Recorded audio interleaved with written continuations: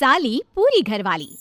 लालच किस हद तक आदमी पर हावी होता है, आइए देखते हैं।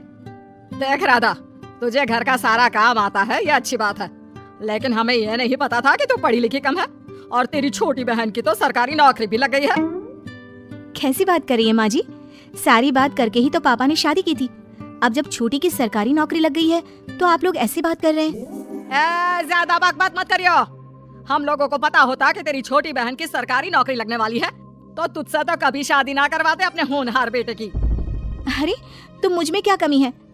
वैसे भी आप लोगों ने तो उस वक्त कहा था कि आप लोगों को घरेलू लड़की चाहिए, तभी पति महेश आ जाता है।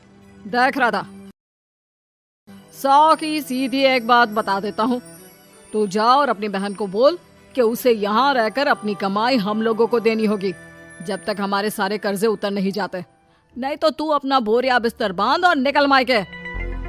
राधा पति की बात सुनकर हैरान रह जाती है। दिमाग है भी क्या आप लोगों के पास? क्या बोले जा रहे हैं? साली को घर पर रखेंगे? अरे मोहल्ला समाज क्या कहेगा? और माना पिताजी को उसके पैसों की जरूरत नहीं है, लेकिन वो अपनी कमाई आप लोगों को क्यों देगी? अरे क्योंकि हम लोगों के ऊपर कर्जे हैं, समझी? या तो तू कमा कर ला या अपनी बहन को बोल कि अपनी बहन का घर बचाना चाहती है तो यहाँ आकर रहे।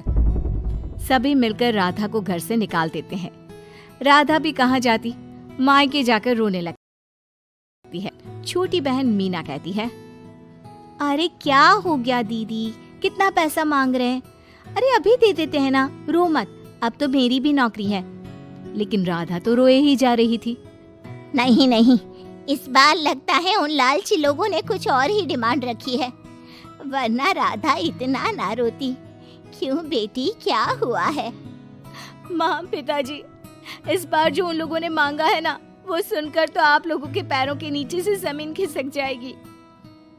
ऐसा क्या मांगा है दीदी? तुझे तुझे मांगा है।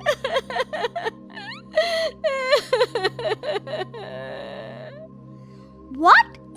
What nonsense? दीदी क्या बोल रही हो, समझ रही हो? हाँ, मेरी सास ये बोलकर भेजी है कि या तो मीना अपनी सारी कमाई उन लोगों को तब तक दे जब तक उन लोगों के कर्जे खत्म नहीं हो जाते, या फिर मैं मायके में जाकर रहूं यहाँ। क्या मजाक बना रखा है, ऐसा होता है क्या कहीं? अरे शादी की है, कोई आलू टमाटर थोड़ी है कि अदला बदली कर लो। छोटी बहन शांत होती है। माँ पिता बड़ी को समझा रहे होते हैं और वो रोए ही जा रही थी। तभी छोटी बोलती है, पापा मैं दीदी के साथ जाऊंगी। क्या पागल है क्या? अरे दुनिया क्या बोलेगी? माँ वो लोग सिर्फ मेरे पैसे चाहते हैं ना। अरे वो तो वो लोग यहाँ से भी ले सकते थे छोटी, फिर वहाँ क्यों बुला रहे हैं तुझे? माँ वो कह रहे थे कि हमें पता होता कि छोटी की सरकारी नौकरी लग जाएगी तो उसी से करवा देते उनके होनहार बेटे की शादी। हाँ, और मैं जैसे उस लपड़गंजू से शादी कर लेती। लपड़गंजू? अगर वो लपड़गंजू है तो मेरी शादी क्यों करवा दी? मैं नहीं जाने वाली वापस। अरे क्योंकि तू बेवकूफ है, तुझे जवाब देना नहीं आता। चल मेरे साथ। उन लोगों को लगता है ना साली पूरी घरवाली, तो अब देखिए साली का जलवा।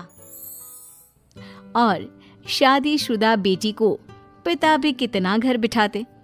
उसके ससुराल जाते हैं दोनों बेटियों के साथ। आइए आइए, ले आए अपने कमाओ बेटी, ये अच्छा किया।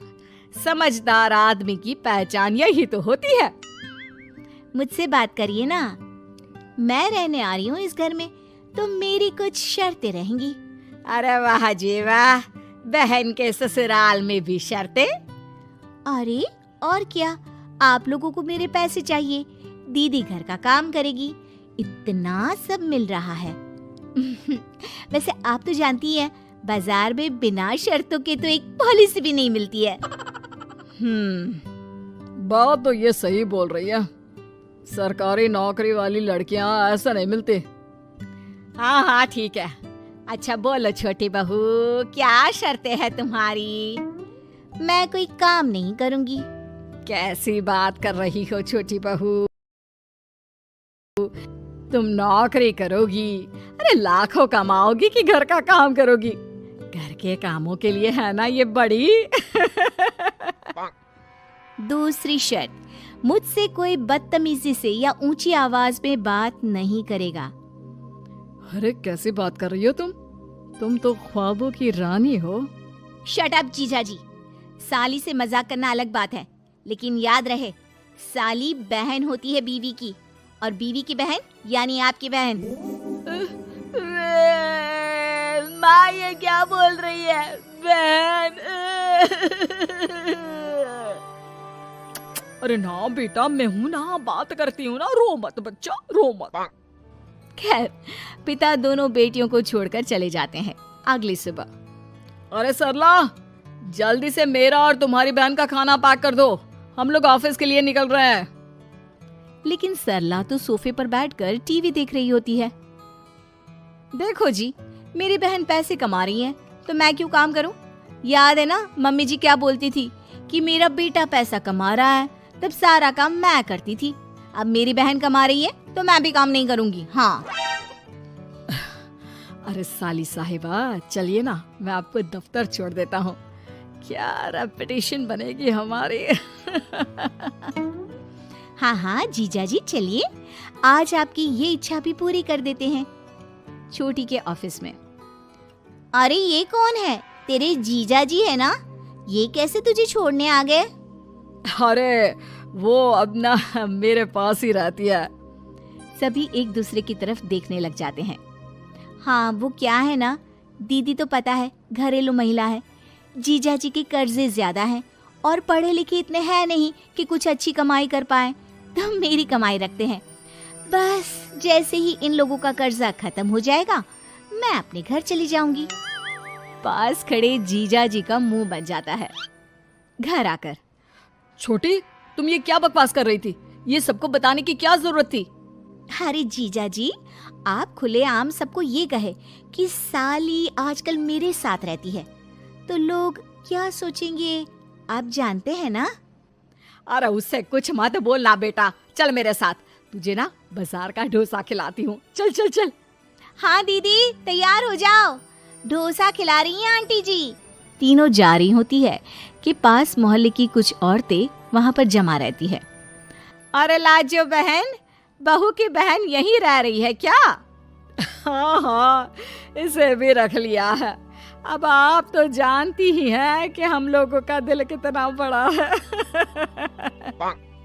जी, इन लोगों का दिल उतना ही बड़ा है जितना इन लोगों का कर्जा। अब बेचारी बुढ़िया का बेटा लायक तो है नहीं और बहू की बहन की सरकारी नौकरी, तो ले आए घर अपने। इनका कर्जा अब मेरी कमाई से ही तो खत्म होगा ना। सबके सामने सास की भी बेइज्जती हो जाती है। घर आकर सास और बेटा दोनों छोटी पर बरस पड़ते हैं। बस, मैंने कहा था मुझ पर कोई नहीं चिल्लाएगा, मैं जा रही हूँ अब। अरे लेकिन, अरे जाने देना माँ, मुझे एक बात समझ में आ गई है, अगर हमें खुद पर विश्वास हो तो अपनी समस्याओं को हम खुद सुलझा सकते हैं, फिर हमें किसी की जरूरत नहीं है।